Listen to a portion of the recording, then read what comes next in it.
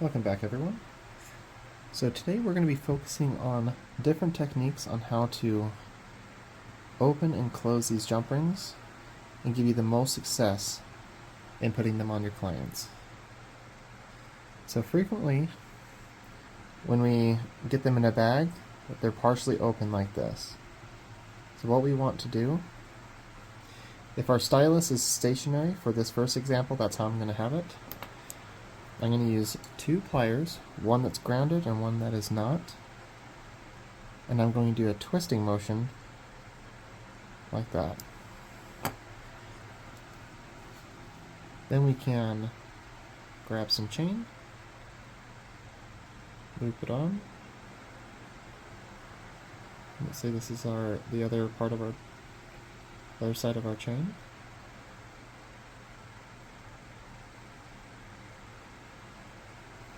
Okay, so we have two chains going. So this first technique, I like to then twist it closed, and while gripping it with the grounded pliers, I apply a little bit of pressure on both sides of this jump ring. So let me shift that around just so that I have a little bit more room to pinch this jump ring.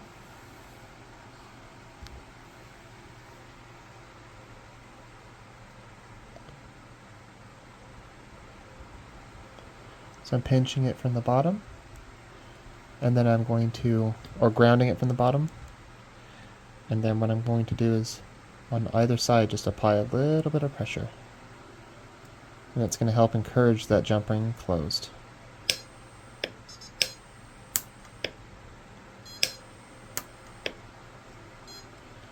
Perfect. And I think what I'm going to do is I'm actually going to increase my power just a little bit. We're going to be at 6 watt-seconds.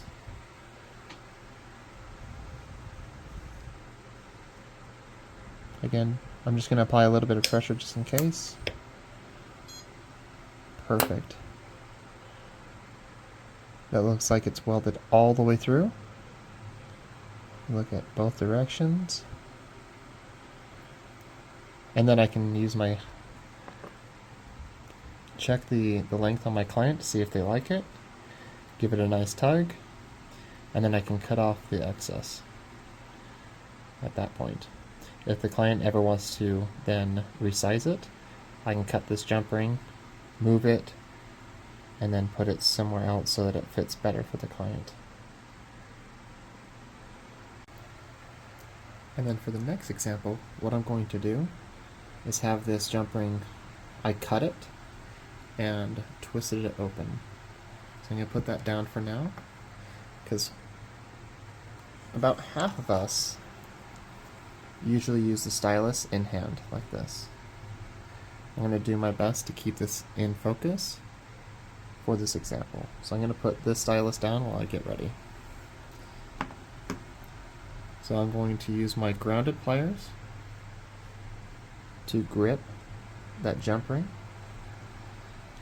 and before I close it, what I'm going to do, let me grab my other half of the chain.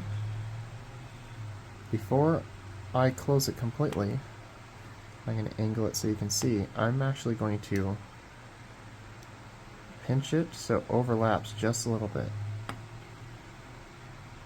So hopefully you guys can see that. It looks like I need to do just a little bit more.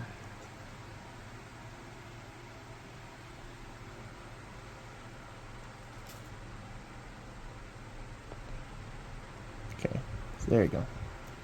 Now it's overlapped just a little bit from one another,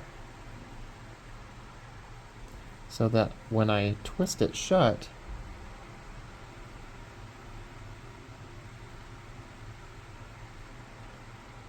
you can see that it kind of rolls into place. And now it's going to want to apply pressure automatically for me. Then I can bring in my stylus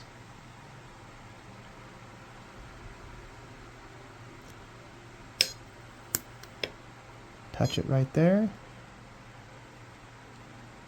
That looks perfect too. Excellent. So you can see that that weld went all the way through.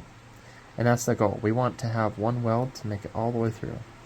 So that when our clients are finished, they say, wow, that's it? Yep, that's it. And they're on their way. If you have more questions or concerns or need some help, please give us a call, as we're happy to help you.